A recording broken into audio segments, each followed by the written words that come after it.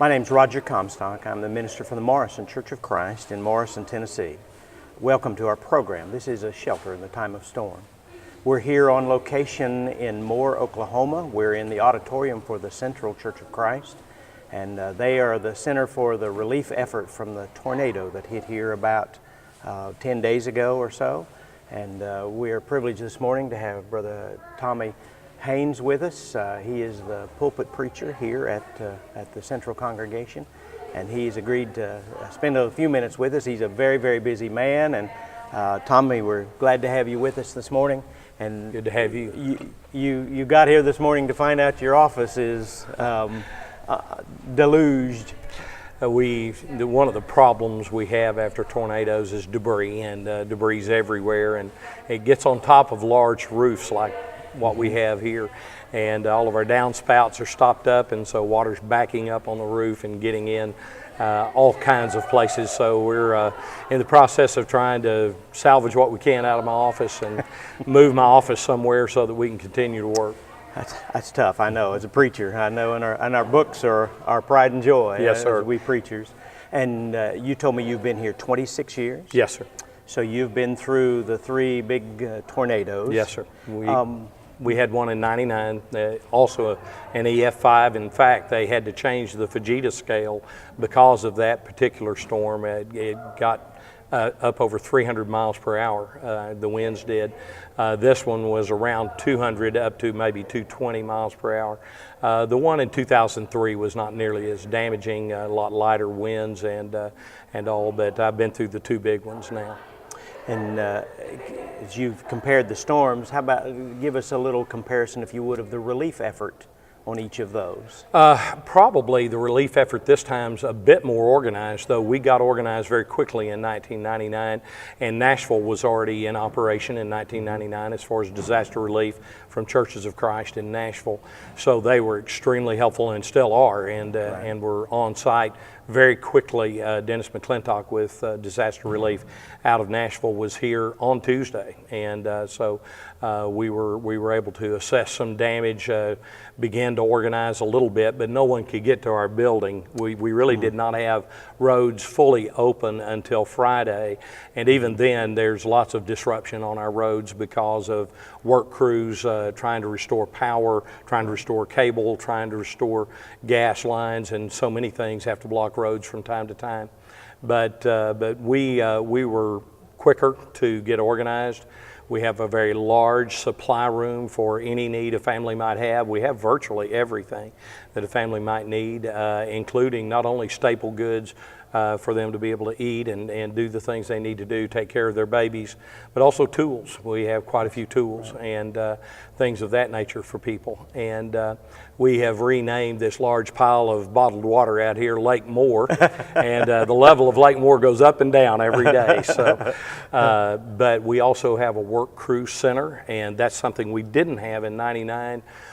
Since the '99 tornado, I believe that the church realized that we needed people coming and helping remove debris, and that takes a long time. But the major part of that's the first month, and we have had crews that started trying to find their way into here as early as last Tuesday night, which was just 24 hours after the storm. Yeah.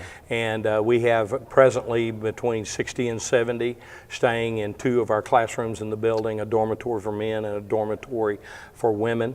And then also the financial aid that the church sends to us, we pass on to the families in Moore. And so our elders, along with some of our deacons, interview families. They find out what their needs are and try to take care of them. That's great. That's great. And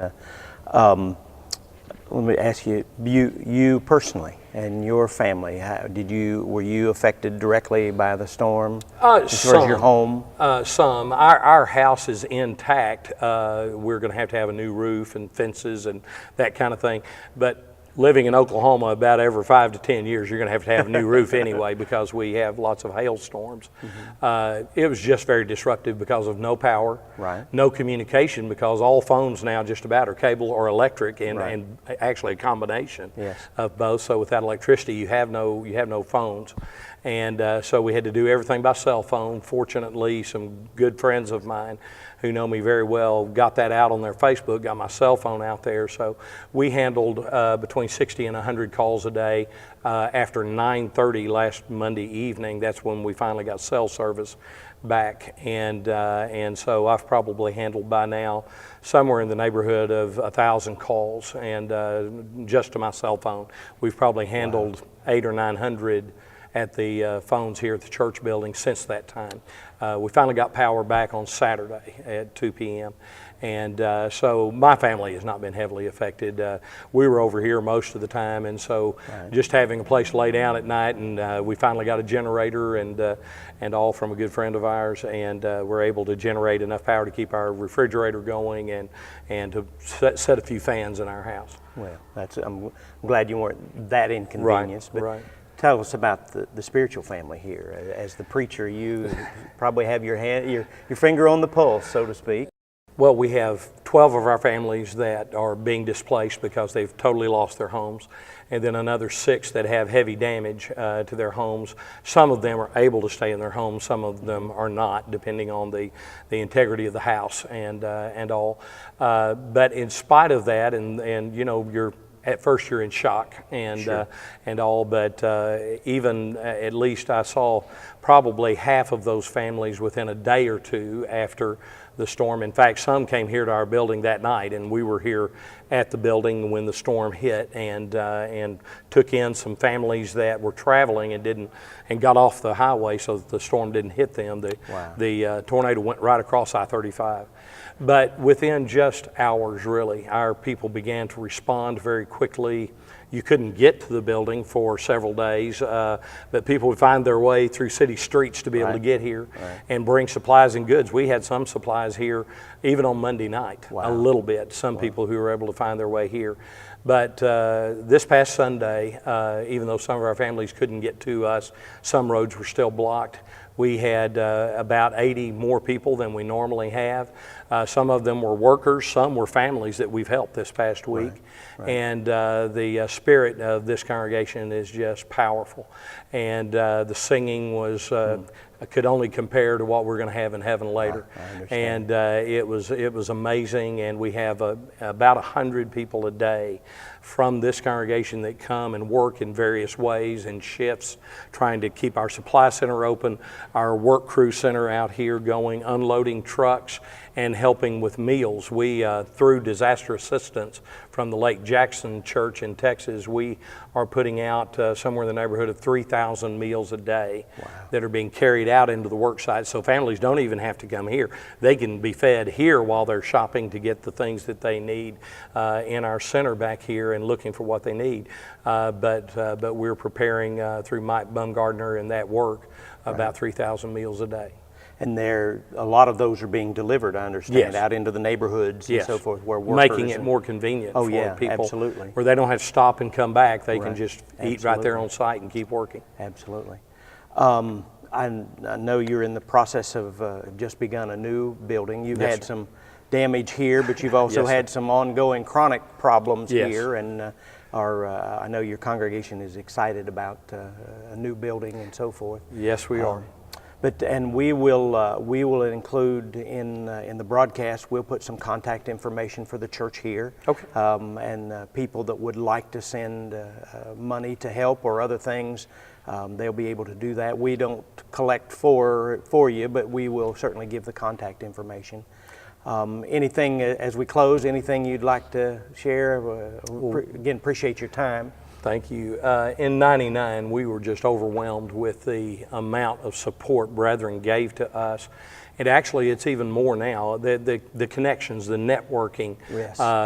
We had no communication for a while, but people were able to get on Facebook somehow and get word out. My good friend Jeff Jenkins was on his vacation in Hawaii, and yet he took the time, even on Monday night when he found out about the storm here, would have been about noon there or so. He got the word out, got my cell phone posted so that people knew how to contact us, and I probably had 20 or 30 calls after 9:30 on Monday night. The networking of the family of Christ now is just so amazing. And the amount of financial support, physical support that we are receiving is absolutely amazing, and we give glory to God for the way He works through our hearts and minds and our hands and our feet to do the things that have to be done in situations like this. And while we may not get the press that a lot of other groups do by the secular press, the Lord's Church is well known in this region, and this congregation's always been well known for its help in time of need. And the Brotherhood knows that and focuses to bring things here for there are actually about 5 churches that have been directly affected by this, and they're helping all of us and strengthening all of us, and God's people are absolutely amazing. I agree. I've seen the spirit of the congregation here, and the folks. I know you've got some young people from other areas that have come in here by bus and are staying here to work, and I'm just amazed at the organization and the willpower to keep going and keep going, and that's I mean, it's easy to look at the negatives and how, oh, woe is me, but it's more important when we see our brethren who have a spirit of positive attitude and moving forward and doing a great work for your community, and it's good for the workers. I mean, they'll cherish these memories and the hard work for many, many years to come. Yes, sir. Tommy, again, thank you for your time. I appreciate you, and keep up the great work, and we'll do what we can to help you. Appreciate Gospel Broadcasting Network and getting this story out quickly to the church and letting them know how much we appreciate every brother in Christ. Thank you. We're happy to help. God bless.